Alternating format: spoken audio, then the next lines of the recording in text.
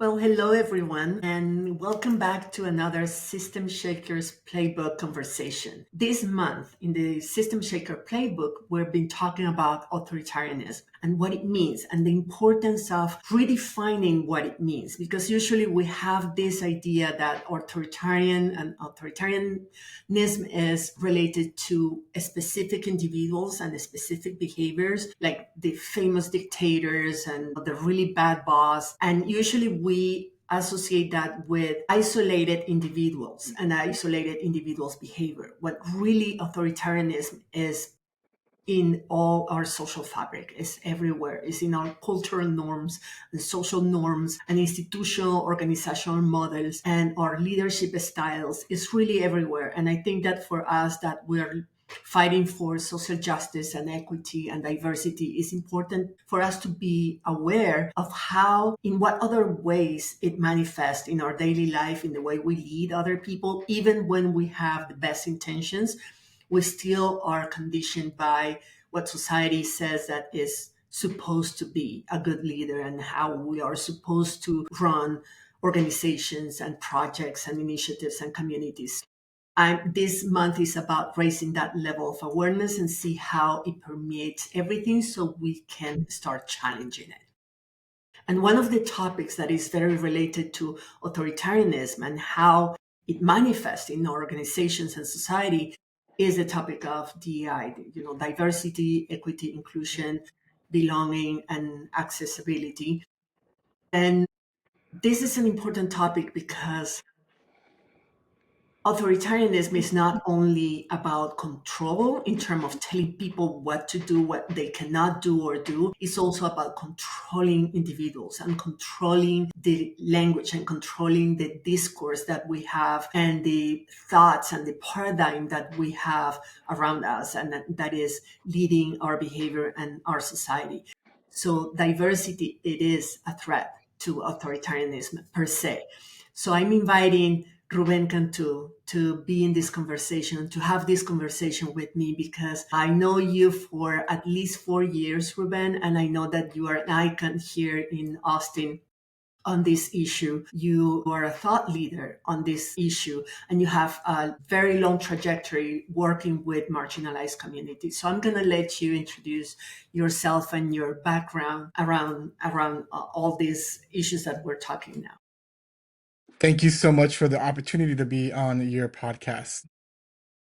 Little did I think that I would be interviewed on this topic at this point in time, but knowing how history functions and the pendulum swing, I kind of say it's almost an honor to be able to be on this side of the fence, because I'll just start out by saying that if it wasn't working, if it was non-consequential, then it wouldn't be an issue. But the fact that we have elicited a pushback from the status quo is actually kind of a win. Even though it doesn't feel good for what's been happening, and I'll go into that later, I consider myself a winner because I'm part of the right side of history. What I mean by that is that I have been able to contribute to the well being and evolution and prosperity of communities that inherently have historically not been included.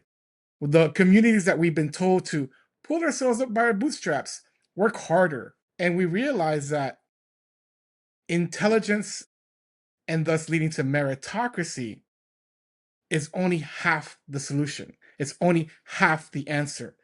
But it's conveniently used as the answer. But we know that genius and intelligence is spread equally throughout the entire world. There's people who are geniuses beyond measure in places that they may never be noticed or have access to the resources to elevate themselves. The work that I've been doing for almost the past decade, if not more, has been intentionally created so those voices, those communities, that genius that we all have within us is able to be unleashed, untapped, and expanded and amplified so that they also can be a contribution to our society, so that we can leverage that intelligence, so that we can move not just this country forward, but this global aspect of society and humanity forward. So I'll start with that and I'll introduce myself. My name is Rubén Cantú. I'm a child of Mexican immigrants. It's an honor for me to have been born here in the United States. And so, where I'm speaking from is a place of privilege, but also accountability. Love actually consists of two aspects that most people don't understand. Love is deep-hearted compassion and care and a desire for well-being for yourself and that of someone else or other people or the environment or whatever it is, right? So deep-seated compassion. But we forget about the other side of love is accountability. And so when you actually love something, you bring it to the court and you hold it to account because you want it to become better. So where I'm speaking from isn't from a place of disgust. It's a place of contempt. It's a place saying, wow, this country was actually founded on pretty good ideals. But inherently from the beginning, we didn't start off on the ground level. We had to exploit our way to get to where we're at. And that exploitation hundreds of years ago continues on today. And we perpetuate it. And yet we only want to see one side of the system. We don't want to see the whole level. And so being a child of Mexican immigrants, being born in Austin, Texas, being born able to attend our public institutions of higher learning, being the first one of my family to go to college. And actually, trivia, this is a good piece of trivia. I was the first one in my high school in Austin, Texas, to ever go to the University of Texas at Austin. More importantly, when I found out I got accepted to my graduate program at the University of Texas as well, because I went there for my graduate degree, I found out I was one of the very few Mexican Americans who had ever been in the program, and it had been around open for about 15 years. My background is in technology, filmmaking, creativity, music, the list goes on. My background is in startups. I have a master's in technology commercialization. So entrepreneurship has been in my blood for a long time. But also, I come from a background of teachers, of instructors, of lecturers, of innovators. And so combining those two things has brought me to a place where not only did I desire to advance in entrepreneurship, but I had young people showing up at my doorstep, figuratively speaking, saying, will you mentor me? Little did I know that roughly about maybe 10 years ago, I would have created a program not only for high school students, but for college students that would pave me into becoming a professor at the University of Texas at Austin. Didn't know how that was going to happen. And I founded the Office of Inclusive Innovation and Entrepreneurship at the University of Texas at Austin. We created undergraduate programs and also taught at the graduate level at the Lyndon Baines Johnson School of Public Affairs, where I'm so thankful that you were a contribution to that experience. Thank you so much. And those two undergraduate programs helped advance first generation, low income, and diverse students in launching their companies, understanding how the game is played, and ultimately setting them up for a path for generational wealth for themselves and their family. Students out of our programs not only learned how to launch companies, but they got hired at six-figure salary jobs, got hired in places like San Francisco and New York City, and were able to transform their lives. And this was even before the university when I was doing it on my own. The legacy continued onward as we continued the programs at University of Texas. One of them was in product management and entrepreneurship because we wanted to create an entrepreneurial spirit with our community and we wanted to know that they could be CEOs one day. And product management is one of the avenues to be able to excel in becoming an executive of a company. And that executive ultimately helps change policy and culture within the corporation and influences that in the society. And the second one was specifically targeted for women and women of color. We wanted to make sure that women of color had the resources, space, and ability to expand and develop their confidence, their understanding of themselves, and what they wanted to contribute to the world. And so Wield Texas, the Women's Initiative for Entrepreneurship and Leadership Development, was also created, both of them being 2-year programs, and both of them helping them break through this proverbial ceiling and getting them placed in positions that I only could have imagined. When I see my students working for the Secretary General of the United Nations and being flown around the world to speak on global stages, and I'm like, wow, this student came from my camp and we were able to help them get to this place. These are some of the just small stories of countless of many that I've seen being able to contribute. So when the University of Texas and its president, or soon to be former president, came and said that we needed to close what was then rebranded now as, instead of the Division of Diversity in Campus, this Division of Diversity and Community Engagement, to the Division of Campus and Community Engagement, because we had to be in compliance with Senate Bill 17, which was put into effect by Governor Abbott. So as the president decided that the best way to address that compliance issue was to actually cut salaries and cut the budget to be able to show the legislature that they were actually in compliance. When they notified us in a very rude manner over Zoom from an HR person that no one had ever met, and did it within 9 minutes with our mics muted and unable to chat with each other in a pre-scripted red thing, I knew that the show was over. I knew that we were buckling to authoritarian and totalitarian measures. When I saw our president call the Texas state troopers on protesters on our campus during that same time, I knew that the show was over. I knew that this bastion of progressive ideals and forward thinking had now succumbed to ideologies that we sought to remove ourselves from so much because it kept so many people out of the discussion. And today, standing here in 2025, on the week or two after this inaugural presidency, and to see figures and billionaires sitting on the stage while our new president, former president and new president, being inaugurated, I see these techno oligarchs who will be influencing policy of what happens in our country. And one of them being someone who is throwing a Heil Hitler figure.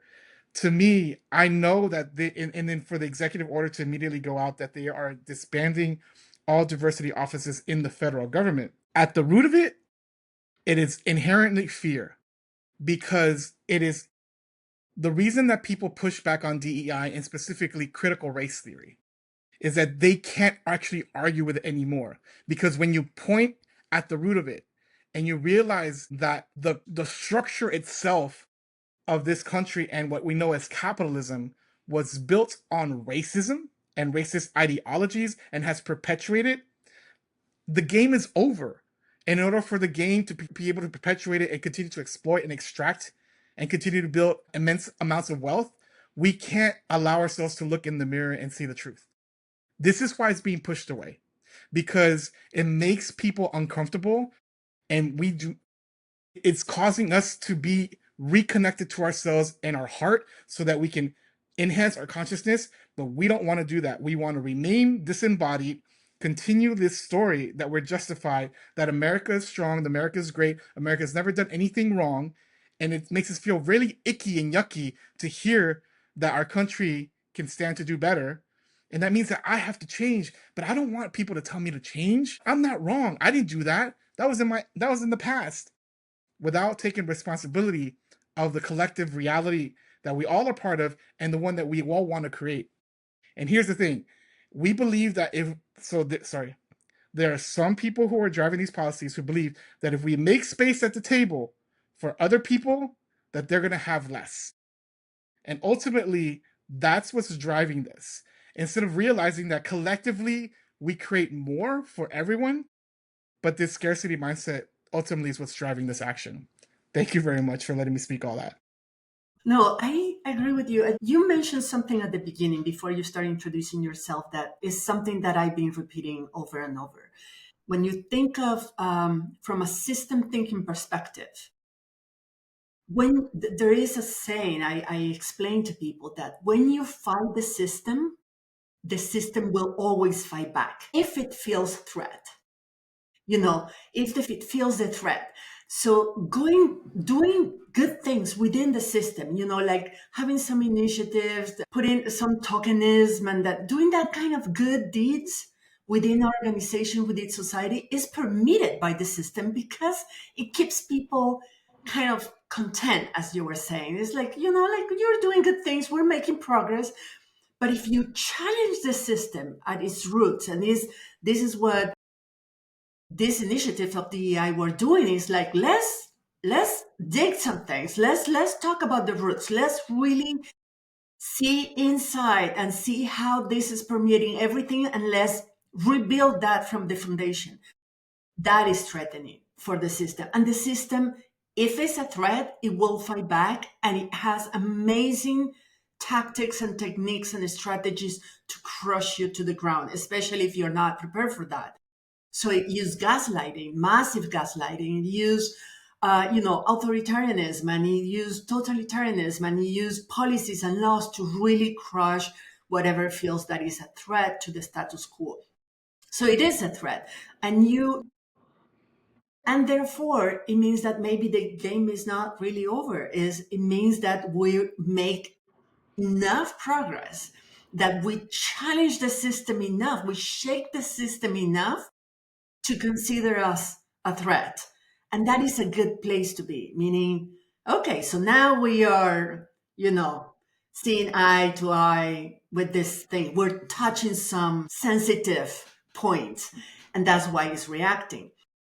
But it's true that now is fighting back, is giving us with all force and closing and policies and laws and institutional decisions and actions and behaviors that are hitting us hard.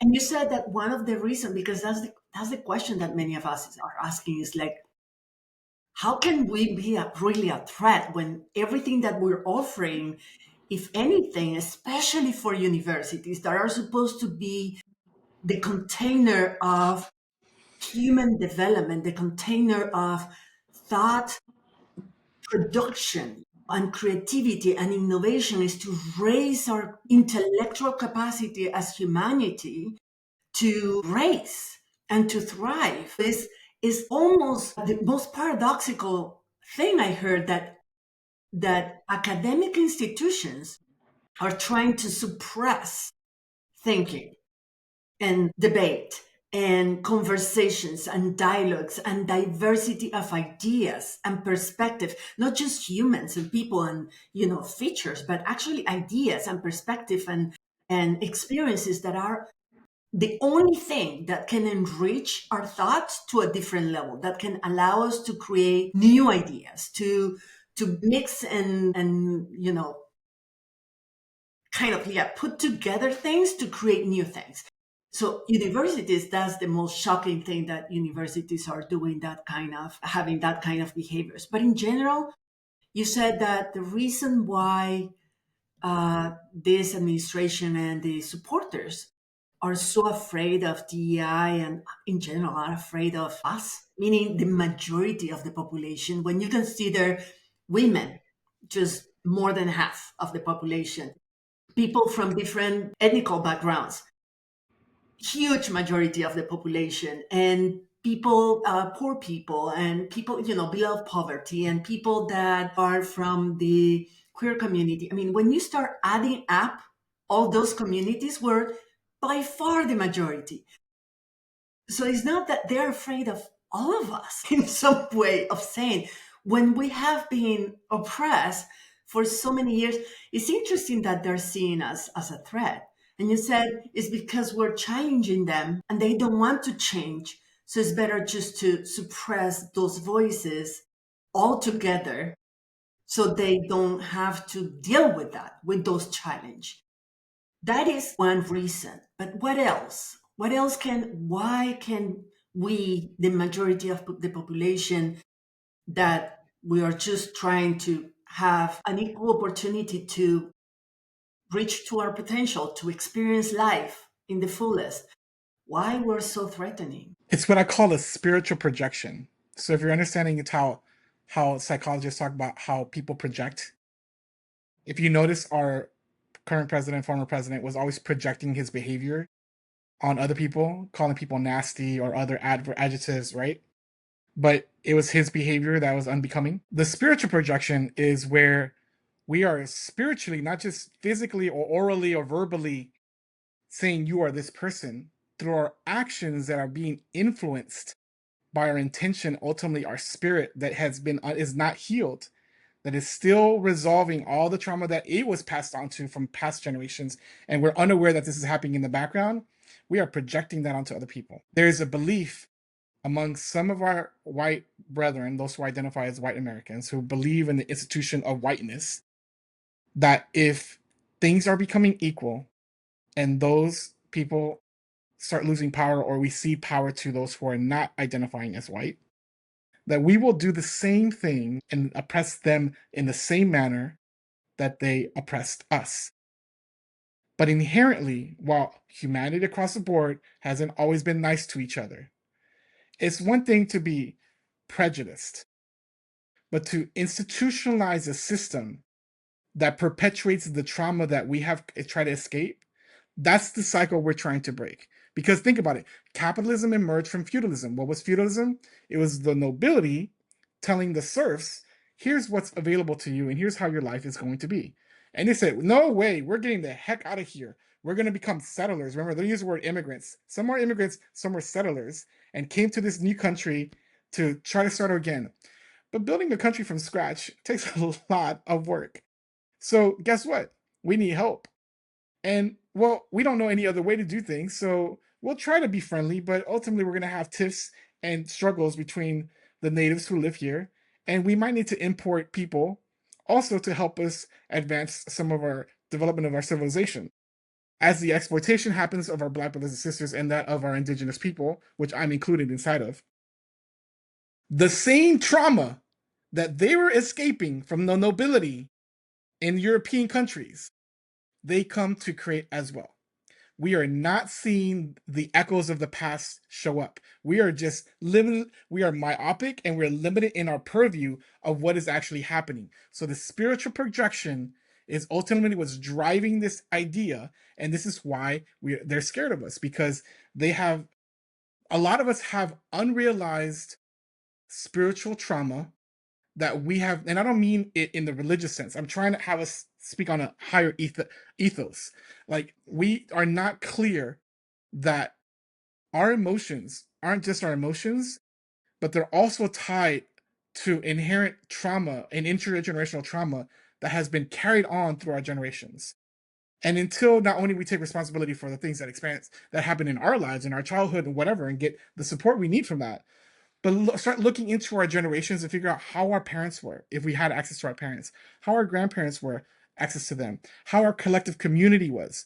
What is happening there that we need to resolve, and we need to feel that pain and dissolve it and release it and transmute it. So for the benefit of ourselves, our healing, and our society, when we collectively can do that work, we'll stop projecting onto other people what we're afraid of. Essentially, what's happening here is we are having our trauma run the show instead of us and our higher selves be able to create the reality we want to create.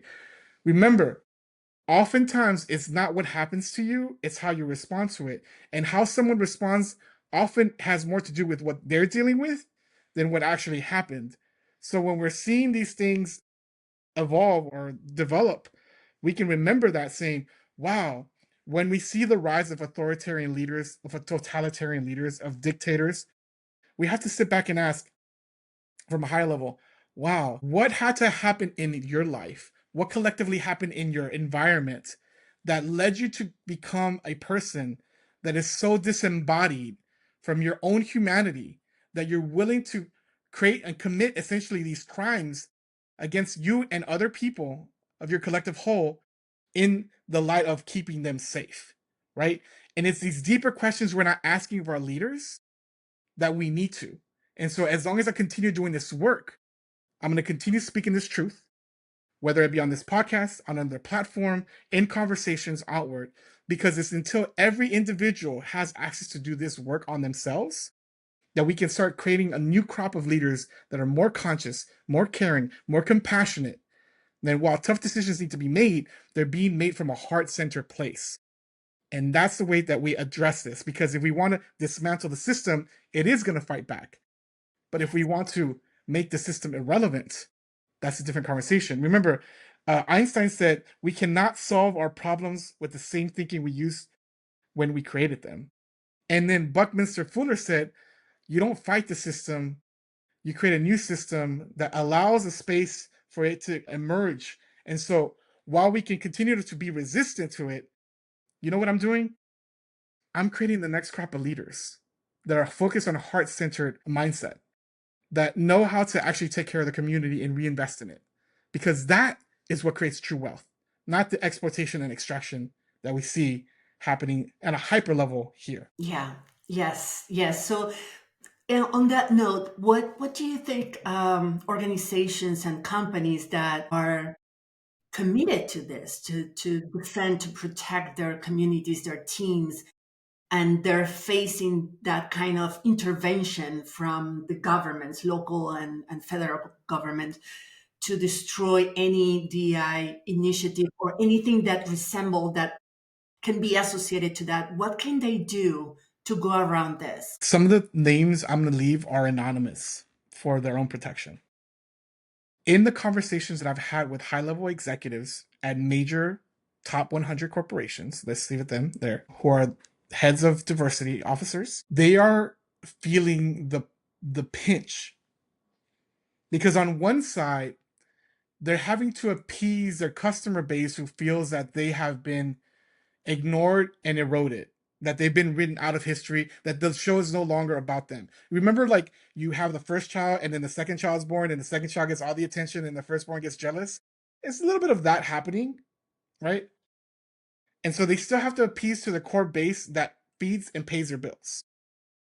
But inherently, when the workforce that they hire are the people who are diverse in nature and they want to be seen and they want to be taken care of, the executive staff has a decision to make. Do they gaslight the workforce and say, oh, that doesn't matter anymore, we're going to get rid of ERGs, employee resource groups, that is, or even at universities, university resource groups, or whatever you want to call them? Or and do we pander to the du jour of the day, the issue of the du jour of the day, which is anti-DEI? Or do we cloak it and mask it under something else? Or do we stand firm and fight? Remember the whole fight, flight, freeze, fawn, and what I like to call forge? It's a term that I added to the four of them. I think that companies must not just fight, but they must be collectively strategic in the long game, and you need to forge ahead. But forging ahead doesn't mean tit for tat. It means evolving the conversation. So this is no longer is the thing. When the vision encompasses all, the whole point of inclusivity, it means our white brothers are included too, right? It's meant to be able to create a space for all of us. Inherently, the messaging has gotten lost.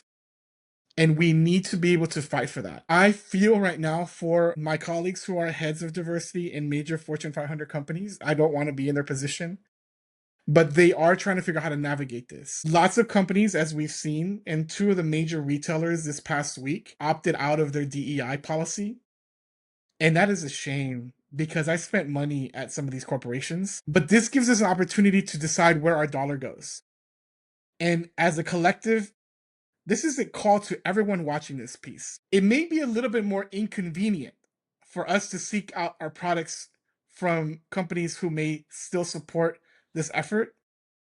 But if we collectively create a network and a resource guide to identify, just like we did in the Green Book, if you've seen that movie, to say these are the corporations that are still supporting this initiative, then our dollars can continue funding in that direction.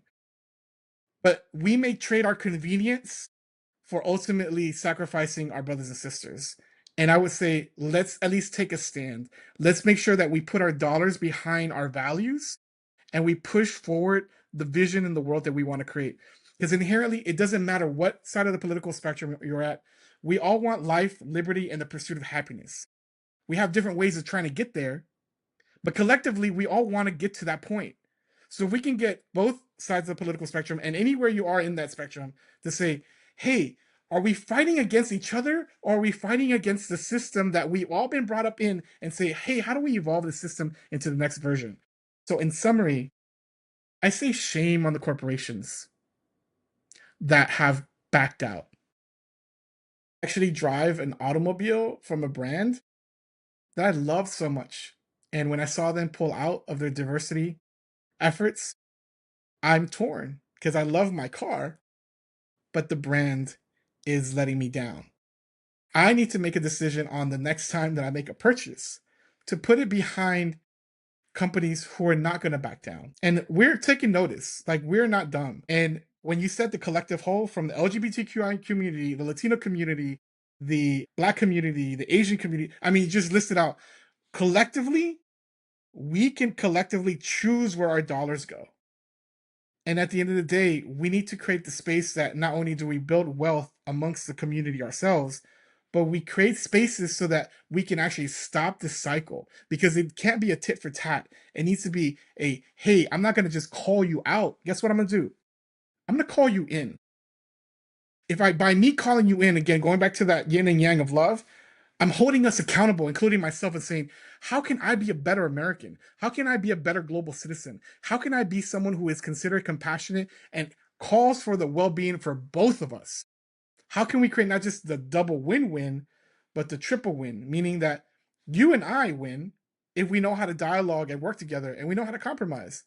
But the collective community is always benefiting because we're choosing to do what's right for both of us. We may not always get what we want, but we are getting what we need. And I think we've lost the art of doing that. I agree with that. You're calling to something that is really important. Is one thing is what organizations or corporations can do. And you're right. I mean, many of them will feel the need to get rid of the term. Who cares? That's just a term. If you integrate those, instead of making, actually might benefit us all, that instead of having a specific program led by one individual that is going nuts about how I can bring everybody into this new perspective of life, you transform that as, side program into your overall practices and policies, and you review everything and you said, how can I make sure that this every practice, policies, protocol, and meetings agenda, who participates, everything is aligned with my values of diversity, inclusion, equity, then you don't need a side program for that. And so you can get rid of that. Actually, it will do us a favor. Just get everything integrated in everything that belongs to that organization. Also, corporations can, as you said, can contribute. There are many nonprofit organizations that are struggling right now, that are getting their funds cut from government programs and all that. Corporations can step in and say, like, I'm going to help. I'm going to sustain that work because that's work that might be not profitable, but is absolutely needed. And we need to keep our movement strong. And also we have, as you mentioned, that I love it, is there is this feeling of powerlessness in many of us. It's like, I'm just an individual, I'm just a citizen. What can I do? I mean, I vote, I contribute to my vote in the best case scenario, but maybe that was not enough. And now I don't know what to do. This is overwhelming. Well, you can always do something. As you said, you can choose where your money goes, not only in terms of where do you buy and who do you buy from, but also the donations that you can make to support an organization, a local organization in your neighborhood, in your community. There's always something. I mean, every dollar counts towards strengthening the movements and strengthening the resistance, or weakening it, or making it more weak and make it more become compliant and content and just like, go with a low profile and just wait until the wave pass. That's life is not going to get easier from now on. If anything, it's more complex and more complicated and more challenging. So instead of expecting that life gets easier and things solve by itself, is say like, what is one thing I can do? And one thing that I can control, as you said, is where my money goes. So it does a brilliant calling to everybody. It says nobody has any excuse to say I cannot do anything because I'm just one person. So that was amazing, Ruben. Thank you so much. You're welcome. And thank you so much for all the work that you're doing and for help us to really see things that are, it's not just policies. It's not just like this administration now wants to cut this program. Is what it really means. What it really means for our idea of the country, for our idea of humanity, or our idea of society. People are not really thinking how this kind of policies are going to affect their business and their society, and their communities, and their families. They're not seeing the full effects yet. But it's even if they agree with these policies and they're doing it, not really, they're thinking that they're harming some individuals or a specific communities they don't like. They're not seeing how everything is interconnected because we are in a complex world and everything is interconnected, meaning that everything I do is going to be affected by, and is going to affect everything else. And that means that my actions are going to affect me at some point, and my company and my institution, one way or the other. And we need to see beyond the linear effect that, oh, I'm just pushing these people aside. It's not that simple. It's not that simple. And we need to think better and deeper about that kind of effects, because everything is interconnected. My invitation as a systems changer is to understand the pillars of the system first and foremost that uphold its structure. And if we look at America and our capitalistic system, it's basically run by about three levers. One is politics and policy, that which is government, that allows for trade to function. The second, so that we don't kill each other, right? And then the second is trade and business, entrepreneurship, all that realm. And these two are constantly trying to figure out how to get the gear and timing, the regulations right, so it can continue to grow the economy and our well-being and our GDP, what we consider right now the limited way of thinking of GDP as like the marker for sustainability and prosperity, which is so limited. But we'll come back to that in a second. The third one, which we divest in so much when we've gotten comfortable, is education. From the beginning, in the pre-K and infancy level, all the way through, we are not carrying a through line. If we want the best world-class leaders to come out of our country, we need to be giving the best world-class education. And that means often having very sensitively and trauma-informed ways of having very hard conversations about where our countries come from, so that we can take responsibility in saying, wow, we may not have done these tragedies. Our ancestors might have been responsible for these things, but collectively, we need to grieve them and then move through it. And it doesn't just happen at a systems-wide level. This is an individual transformational level that must start from the beginning, not so that we can carry around guilt saying, you're guilty, this white guilt concept. That gets us nowhere. What we need to do is take responsibility. When we collectively take, not only individually, because we don't have to all be saviors by ourselves, but when we collectively take responsibility to choose to say, what kind of world do I want? What are the human rights that I'm willing to fight for so that we can create that better society, that great society that everyone talked about? We still have the capacity to do so, but we have to have the courage to do so too. And these next 4 years are going to determine if we still have a democracy and a country to fight for, or if it was just all a dream.